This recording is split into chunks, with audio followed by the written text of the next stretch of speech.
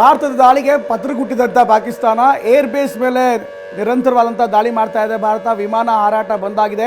ಪಾಕಿಸ್ತಾನದಲ್ಲಿ ಕ್ಷಣ ಕ್ಷಣಕ್ಕೂ ಕೂಡ ಆತಂಕ ಮನೆ ಮಾಡ್ತಾ ಇದೆ.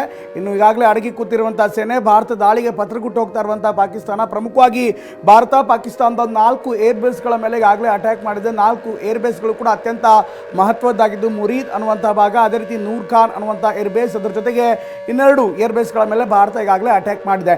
ಇನ್ನು ಭಾರತದ ದಾಳಿಗೆ ಈಗಾಗಲೇ ವಿಮಾನ ಹಾರಾಟವನ್ನು ಕೂಡ ಸಂಪೂರ್ಣವಾಗಿ ಸ್ತಬ್ಧ ಮಾಡಲಾಗಿದೆ. ಯಾಕೆಂದರೆ ಆ ಭಾಗದಲ್ಲಿ ಯಾವುದೇ ವೈಮಾನಿಕ ಹಾರಾಟಕ್ಕೆ ಅವಕಾಶ ಇಲ್ಲ ಅಂತ ಪಾಕಿಸ್ತಾನ ಹೇಳ್ತಾ ಇದೆ. ನಿರಂತರವಾಗಿ ದಾಳಿ ಆಗ್ತಾ ಇರುವಂಥ ಹಿನ್ನೆಲೆಯಲ್ಲಿ ಅಲ್ಲೂ ಕೂಡ ಸಾಕಷ್ಟು ಆತಂಕ ಮನೆ ಮಾಡ್ತಾ ಇದೆ.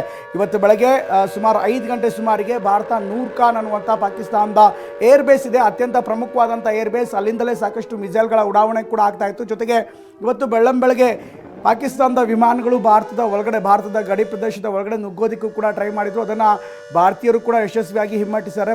ಭಾರತದ ವಾಯುಸೇನೆ ಕೂಡ ಡಾಗ್ ಫೈಟ್ ಅಂದರೆ ಒಂದು ವಿಮಾನ ಮತ್ತೊಂದು ವಿಮಾನನ ಚೇಸ್ ಮಾಡಿ ಅಲ್ಲಿ ಹೋರಾಟವನ್ನು ನಡೆಸುತ್ತೆ, ಅದನ್ನು ಡಾಗ್ ಫೈಟ್ ಅಂತಾರೆ. ಹೀಗಾಗಿ ಗಡಿ ಪ್ರದೇಶದಲ್ಲಿ ಜಮ್ಮು ಮತ್ತು ಕಾಶ್ಮೀರದ ಗಡಿ ಭಾಗದಲ್ಲಿ ಡಾಗ್ ಫೈಟ್ ನಡೆದಿದೆ ಅನ್ನುವಂಥ ವಿವರಗಳು ಕೂಡ ಬರ್ತಾ ಇದೆ. ಇದರ ಜೊತೆಗೆ ಪಾಕಿಸ್ತಾನದ 4 ಏರ್ ಬೇಸ್ಗಳು ಜಖಮ್ ಆಗಿರುವಂಥದ್ದು ಭಾರಿ ನಷ್ಟವಾಗಿದೆ. ನೋಡ್ತಾ ಇದ್ದೀರಾ, ರಾವಲ್ಪಿಂಡಿ ಪಾಕಿಸ್ತಾನದ ಸೇನಾ ನೆಲೆ ಇರುವಂತಹ ಜಾಗ, ಅಲ್ಲಿ ಭಾರಿ ಸ್ಫೋಟಗೊಂಡಿರೋದು ಕೂಡ ಸಹಜವಾಗಿಯೇ ಪಾಕಿಸ್ತಾನದ ಸೈನಿಕ ಮನೋಬಲದ ಮೇಲೂ ಕೂಡ ದೊಡ್ಡ ಪರಿಣಾಮ ಬೀರ್ತಾ ಇದೆ. ಇದರ ಜೊತೆಗೆ ನಾಗರಿಕ ಪ್ರದೇಶಗಳಲ್ಲಿ ಭಾರತ ಯಾವುದೇ ರೀತಿಯಂಥ ತೊಂದರೆ ಕೊಟ್ಟಿಲ್ಲ. ಇದನ್ನು ಸ್ಪಷ್ಟವಾಗಿ ಭಾರತೀಯ ಸೇನೆ ಕೂಡ ಹೇಳ್ತಾ ಇದೆ. ನಾವು ಕೇವಲ ಮಿಲಿಟರಿ ಎಸ್ಟಾಬ್ಲಿಷ್ಮೆಂಟ್ ಅಂದರೆ ಈಗಾಗಲೇ ಕೇವಲ ಸೇನೆಗೆ ಸಂಬಂಧಪಟ್ಟಂಥ ನೆಲೆಗಳ ಮೇಲೆ ಮಾತ್ರ ನಾವು ದಾಳಿ ಮಾಡ್ತಾ ಇದ್ದೀವಿ, ಮಿಲಿಟರಿ ಎಸ್ಟಾಬ್ಲಿಷ್ಮೆಂಟ್ಗಳ ಮೇಲೆ ಮಾತ್ರ ನಾವು ದಾಳಿ ಮಾಡ್ತಾ ಇದ್ದೀವಿ ಅಂತ ವಿವರವನ್ನು ಕೊಡ್ತಾ ಇದ್ದೀವಿ. ಇದನ್ನು ನೋಡ್ತಾ ಇದ್ದರೆ ಕೇವಲ ಭಾರತ ಪಾಕಿಸ್ತಾನದ ಸೈನಿಕ ನೆಲೆಗಳನ್ನು ಮೇಲೆ ಅಟ್ಯಾಕ್ ಮಾಡಿದ್ರೆ, ಪಾಕಿಸ್ತಾನ ಭಾರತದ ನಾಗರಿಕ ವಸತಿ ಪ್ರದೇಶಗಳ ಮೇಲೂ ಕೂಡ ಅಟ್ಯಾಕ್ ಮಾಡ್ತಾ ಇದೆ. ದೃಶ್ಯಗಳನ್ನು ತೋರಿಸ್ತಾ ಇದ್ದೀವಿ. ಹೆವಿ ಶೆಲ್ಲಿಂಗ್ ಆಗಿದೆ. ಆ ಶೆಲ್ಲಿಂಗ್ಗಳ ಪರಿಣಾಮ ಅನೇಕ ಭಾಗದಲ್ಲಿ ಗಡಿ ಪ್ರದೇಶದಲ್ಲಿ, ಪ್ರಮುಖವಾಗಿ ಜಮ್ಮು ಮತ್ತು ಕಾಶ್ಮೀರದ ಗಡಿ ಭಾಗದಲ್ಲಿ ಸಾಕಷ್ಟು ಸಮಸ್ಯೆ ಆಗಿದೆ. ಆ ಭಾಗದ ಅನೇಕ ವಸತಿಗಳಿಗೆ, ನಿವಾಸಗಳಿಗೆ ದೊಡ್ಡ ಮಟ್ಟದ ಡ್ಯಾಮೇಜ್ ಆಗ್ತಾ ಇದ್ದರೆ, ಕಾಶ್ಮೀರದ ಕೆಲ ಭಾಗದಲ್ಲಿ ಭಾರಿ ದೊಡ್ಡ ಮಟ್ಟದ ಸ್ಫೋಟ ಕೂಡ ಸಂಭವಿಸಿತು. ಅಂದರೆ ಶೆಲ್ಲಿಂಗ್ ಆದಂಥ ಪರಿಣಾಮ ಅಲ್ಲಿನ ಪ್ರಮುಖ ದೇವಾಲಯ ಶಂಭು ಅನ್ನುವಂಥ ಅಲ್ಲಿನ ಮಹತ್ವದ ಶಂಭುನಾಥ ದೇವಾಲಯ ಬಳಿ ಕೂಡ ಭಾರಿ ಪ್ರಮಾಣದ ಶೆಲ್ಲಿಂಗ್ ಆಗಿದೆ. ಅದೃಷ್ಟವಶಾತ್ ಯಾವುದೇ ದೊಡ್ಡ ಮಟ್ಟದ ಹಾನಿ ದೇವಸ್ಥಾನಕ್ಕಾಗಿಲ್ಲ ಅಥವಾ ಅಲ್ಲಿನ ಸ್ಥಳೀಯರಿಗೆ ಯಾವುದೇ ರೀತಿಯಂಥ ತೊಂದರೆ ಆಗಿಲ್ಲ. ಇನ್ನೊಂದು ಕಡೆಗೆ ರಾವಲ್ಪಿಂಡಿಯ ನೂರ್ ಖಾನ್ ವಾಯುನೆಲೆ ಸಂಪೂರ್ಣವಾಗಿ ಧ್ವಂಸವಾಗಿರುವಂಥ ದೃಶ್ಯವನ್ನು ನೋಡ್ತಾ ಇದ್ದಾರೆ. ಈಗ ವಾಯುನೆಲೆಯನ್ನು ಸಂಪೂರ್ಣವಾಗಿ ಬಂದ್ ಮಾಡಲಾಗಿದೆ. ಪಾಕಿಸ್ತಾನದ ಏರ್ ಬೇಸ್ಗಳಿಗೆ ಸಾಕಷ್ಟು ದಾಳಿ ಆಗಿದೆ. ಇನ್ನು ವೈಮಾನಿಕ ಹಾರಾಟವನ್ನು ರಾವಲ್ಪಿಂಡಿ ಸೇರಿದಂತೆ ಸುತ್ತಮುತ್ತಲಿನ ಭಾಗದ ವೈಮಾನಿಕ ಹಾರಾಟವನ್ನು ಪಾಕಿಸ್ತಾನ ಸಂಪೂರ್ಣವಾಗಿ ನಿಷೇಧ ಮಾಡಿದೆ. ಇದರ ಜೊತೆಗೆ ಈ ವಾಯುನೆಲೆಯಲ್ಲಿ ಯಾವ್ಯಾವ ವಿಮಾನಗಳಿತ್ತು ಇದ್ರ ಬಗ್ಗೆ ಇನ್ನಷ್ಟು ವಿವರಗಳು ಬರಬೇಕಾಗತ್ತೆ. ಯಾಕಂದರೆ JF-17 ಸೇರಿದಂತೆ ಬೇರೆ ಬೇರೆ ವಿಮಾನಗಳನ್ನು ಕೂಡ ಈಗಾಗಲೇ ಆ ಭಾಗದಲ್ಲಿ ಪ್ಲೇಸ್ ಮಾಡಲಾಗಿತ್ತು ಅನ್ನುವಂಥ ವಿವರ ಕೂಡ ಇದೆ. ಈ ಬಗ್ಗೆ ಇನ್ನಷ್ಟು ಹೆಚ್ಚಿನ ವಿವರವನ್ನು ಕೊಡ್ತಾರೆ. ಜಮ್ಮು ಕಾಶ್ಮೀರದಿಂದ ನಮ್ಮ ಪ್ರತಿನಿಧಿ ಹರೀಶ್ ಕೂಡ ಜಾಯ್ನ್ ಆಗ್ತಾರೆ. ಹರೀಶ್, ಎಲ್ಲ ಡೆವಲಪ್ಮೆಂಟ್ಗಳನ್ನು ನೋಡ್ತಾ ಇದ್ದರೆ ಈಗಾಗಲೇ ತುಂಬ ಬೆಳವಣಿಗೆಗಳಾಗ್ತಾ ಇದೆ. ಅದರಲ್ಲೂ ಇವತ್ತು ಬೆಳಗ್ಗೆ 5 ಗಂಟೆ ಅಥವಾ 5:15 ಕೂಡ ಸಾಕಷ್ಟು ದೊಡ್ಡ ಮಟ್ಟದ ಡೆವಲಪ್ಮೆಂಟ್ ಆಗ್ತಾ ಇದೆ. ನೀವು ಕೂಡ ಜಮ್ಮು ಕಾಶ್ಮೀರದಲ್ಲಿದ್ದೀರಿ. ಒಂದು ಆ ಭಾಗದಲ್ಲಿ ಶೆಲ್ಲಿಂಗ್ ಇವತ್ತು ಬೆಳಗ್ಗಿಂದಲೂ ಕೂಡ ಕಂಪ್ಲೀಟಾಗಿ ತುಂಬ ಜೋರಾಗ್ತಾ ಇದೆಯಾ? ಅದರ ಜೊತೆಗೆ ಅಲ್ಲಿನ ಜನ ಏನು ಹೇಳ್ತಾರೆ? ಮತ್ತೊಂದು ಪಾಕಿಸ್ತಾನದ 4 ವಾಯುನೆಲೆಗಳನ್ನು ಧ್ವಂಸ ಮಾಡಿದೆ. ಇದಕ್ಕೆ ಸಂಬಂಧಪಟ್ಟಂತೆ ಏನೆಲ್ಲ ಅಪ್ಡೇಟ್ಗಳು ಸಿಗ್ತಾ ಇದೆ ಹರೀಶ್? ಹೌದು ಪ್ರಮೋದ್, ಕಳೆದ 3-4 ದಿವಸಗಳಿಂದ ಪಾಕಿಸ್ತಾನ ರಾತ್ರಿ ಹೊತ್ತು ದಾಳಿಯನ್ನ ಮಾಡ್ತಾ ಇತ್ತು. ರಾತ್ರಿ 8, 9, 10 ಗಂಟೆಯ ಸುಮಾರಿಗೆ ಈ ತರದ ಕ್ಷಿಪಣಿ ದಾಳಿ ಆಗಿರ್ಬೋದು, ಡ್ರೋನ್ ದಾಳಿಯನ್ನ ಪಾಕಿಸ್ತಾನ ಮಾಡ್ತಾ ಇತ್ತು. ಆದರೆ ಇವತ್ತು ಬೆಳಗ್ಗಿನ ಜಾವ ಕೂಡ ಡ್ರೋನ್ ಮತ್ತೆ ಕ್ಷಿಪಣಿ ಮತ್ತೆ ಶೆಲ್ಲಿಂಗ್ ಅನ್ನ ಮಾಡಿರುವಂತಹದ್ದು. ಇಲ್ಲಿ ಮುಖ್ಯವಾಗಿ ಡ್ರೋನ್ ಅಟ್ಯಾಕ್ ಅನ್ನ ಅಮೃತ್ಸರದ ಕೆಲವು ಭಾಗಗಳಲ್ಲಿ ಮಾಡಿರುವಂತಹದ್ದು. ಪಂಜಾಬ್ನ ಗಡಿ ಭಾಗಗಳಲ್ಲಿ ಇವತ್ತು ಬೆಳಗ್ಗೆನೆ ಡ್ರೋನ್ ಅಟ್ಯಾಕ್ ಆಗಿರುವಂತಹದ್ದು. ಅದನ್ನ ಭಾರತೀಯ ಸೇನೆ ಸಮರ್ಥವಾಗಿ ಹೊಡೆದುರುಳಿಸಿರುವಂತಹದ್ದು. ಏರ್ ಡಿಫೆನ್ಸ್ ಸಿಸ್ಟಮ್ ಸಮರ್ಥವಾಗಿದೆ. ಯಾವುದೇ ಡ್ರೋನ್ ಬಂದರೂ ಕೂಡ, ಕ್ಷಿಪಣಿ ಬಂದರೂ ಕೂಡ ಹೊಡೆದುರುಳಿಸಲಾಗಿದೆ. ಇನ್ನು ಶ್ರೀನಗರದಲ್ಲೂ ಕೂಡ 2 ಫೈಟರ್ ಜೆಟ್ಗಳನ್ನು ಹೊಡೆದುರುಳಿಸಲಾಗಿದೆ. ಆಕಾಶ ಮಿಸೈಲ್ ಅನ್ನುವಂತಹದ ಮಾಹಿತಿ ಸಿಗ್ತಾ ಇದೆ.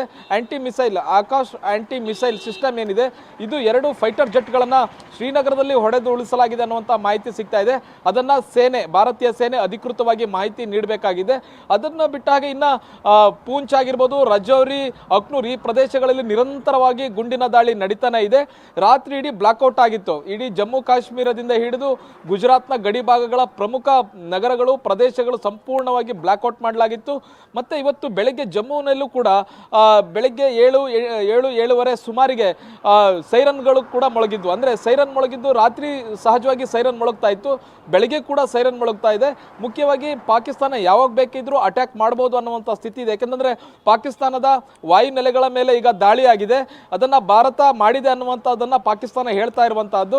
ಪ್ರಮುಖವಾಗಿ ನೂರ್ಖಾನ್ ವಾಯುನೆಲೆ ಮೇಲೆ ದಾಳಿ ಆಗಿದೆ, ಶಾರ್ಕೋಟ್ ವಾಯುನೆಲೆ ಮೇಲೂ ಕೂಡ ದಾಳಿ ಆಗಿದೆ, ಮತ್ತು ಇಸ್ಲಾಮಾಬಾದ್ನ ಈ ಬೇರೆ ಬೇರೆ ಪ್ರದೇಶಗಳ ಮೇಲೂ ಕೂಡ ದಾಳಿ ಆಗಿದೆ ಅನ್ನುವಂಥ ಮಾಹಿತಿ ಸಿಗ್ತಾ ಇದೆ. ಭಾರತ ಇಲ್ಲಿ ದಾಳಿ ಮಾಡ್ತಾ ಇರುವಂಥದ್ದು ಕೇವಲ ವಾಯುನೆಲೆ, ಸೇನಾ ನೆಲೆಗಳ ಮೇಲೆ ಮಾತ್ರ ದಾಳಿಯನ್ನು ಮಾಡ್ತಾ ಇದೆ. ನಾಗರಿಕರನ್ನ ಗುರಿಯಾಗಿರಿಸಿಕೊಂಡು ಯಾವುದೇ ದಾಳಿ ಮಾಡಿಲ್ಲ, ಮತ್ತು ಯಾವುದೇ ನಾಗರಿಕರಿಗೆ ಹಾನಿಯಾಗಿರುವಂತಹ ಬಗ್ಗೆ ಇದುವರೆಗೂ ಕೂಡ ಮಾಹಿತಿ ಪಾಕಿಸ್ತಾನದಿಂದ ಬಂದಿಲ್ಲ. ಆದರೆ ಪಾಕಿಸ್ತಾನ ಅಪ್ರಚೋದಿತ ದಾಳಿಯನ್ನು ಗಡಿಯಲ್ಲಿ ಮಾಡ್ತಾ ಇದೆ. ರಜೌರಿ, ಪೂಂಚ್ ಮತ್ತು ಉರಿ ಸೆಕ್ಟರ್ನಲ್ಲಿ ನಿರಂತರವಾದಂಥ ದಾಳಿಯನ್ನು ಮಾಡ್ತಾ ಇರುವಂತಹದ್ದು. ಇಲ್ಲಿ ಬಹುಮುಖ್ಯವಾಗಿ ನಾಗರಿಕರನ್ನ ಗುರಿಯಾಗಿರಿಸಿಕೊಂಡು ಪಾಕಿಸ್ತಾನದ ಸೈನಿಕರು ದಾಳಿಯನ್ನು ಮಾಡ್ತಾ ಇದ್ದಾರೆ. ಆರ್ಟಿಲರಿ ವೆಪನ್ಸ್ಗಳ ಮೂಲಕ ದಾಳಿಯನ್ನು ಮಾಡ್ತಾ ಇದ್ದಾರೆ. ಅದು ಮುಖ್ಯವಾಗಿ ಗುರುದ್ವಾರ, ಹಿಂದೂ ಮಂದಿರಗಳನ್ನು ಗುರಿಯಾಗಿಸಿಕೊಂಡು ದಾಳಿಯನ್ನು ಮಾಡ್ತಾ ಇರುವಂತಹದ್ದು. ಪಾಕಿಸ್ತಾನ ಯಾವಾಗ ಸುಬಾನಲ್ಲಾ ಮರ್ಕಜ್ ಮೇಲೆ ದಾಳಿಯನ್ನು ಮಾಡ್ತು, ಅಲ್ಲಿ ಉಗ್ರರಿಗೆ ತರಬೇತಿಯನ್ನು ಕೊಡಲಾಗ್ತಾ ಇದೆ. ಉಗ್ರರ ಹಬ್ ಅನ್ನುವಂಥ ನಿಟ್ಟಿನಲ್ಲಿ ಆ ಮರ್ಕಜ್ ಅನ್ನು ಕರೆಯಲಾಗ್ತಿತ್ತು. ಜೈಷ್ ಎ ಮೊಹಮ್ಮದ್ನ ಅನೇಕ ಕಾರ್ಯಕರ್ತರು ಅಲ್ಲಿದ್ದರು, ಉಗ್ರರು ಅಲ್ಲಿದ್ದರು. ಅವ್ರನ್ನೆಲ್ಲರನ್ನು ಕೂಡ ಭಾರತದ ಕ್ಷಿಪಣಿಗಳು ಹೊಡೆದು ಧ್ವಂಸ ಮಾಡಿರುವಂತಹದ್ದು. ಇಂತಹ ಸಂದರ್ಭದಲ್ಲಿ ಪಾಕಿಸ್ತಾನ ಕೂಡ ಸೂಕ್ತವಾದಂತಹ ಪ್ರತೀಕಾರವನ್ನು ತೀರಿಸಿಕೊಳ್ಬೇಕು ಅನ್ನುವಂಥ ನಿಟ್ಟಿನಲ್ಲಿ ಗಡಿ ಭಾಗದಲ್ಲಿರ್ತಕ್ಕಂತಹ ಗುರುದ್ವಾರ ಮತ್ತೆ ಹಿಂದೂ ಮಂದಿರಗಳನ್ನು ಟಾರ್ಗೆಟ್ ಮಾಡಲಾಗ್ತಿದೆ. ಶಂಭು ಟೆಂಪಲ್ನು ಕೂಡ ಬೆಳಗಿನ ಜಾವ ಟಾರ್ಗೆಟ್ ಮಾಡಲಾಗಿದೆ. ಆದರೆ ಯಶಸ್ವಿಯಾಗಿ ಭಾರತೀಯ ಸೇನೆ ಆ ಡ್ರೋನ್ ಆಗಿರ್ಬೋದು, ಕ್ಷಿಪಣಿಗಳನ್ನ ನಿಷ್ಕ್ರಿಯಗೊಳಿಸಿರುವಂತಹ ವೆರಿ ಇಂಪಾರ್ಟೆಂಟ್ಲಿ ಈಗ ಪಾಕಿಸ್ತಾನ ಒಂದು ನೋಟಮನ್ನು ಕೂಡ ಇಶ್ಯೂ ಮಾಡಿದೆ. ಅಫ್ಕೋರ್ಸ್ ಇದ್ರ ಬಗ್ಗೆ ಇನ್ನಷ್ಟು ವಿವರಗಳು ಬರ್ತಾ ಇದೆ. ನಿಮ್ಮ ಜೊತೆಗೆ ಮತ್ತೆ ಮಾತಾಡ್ತೀನಿ.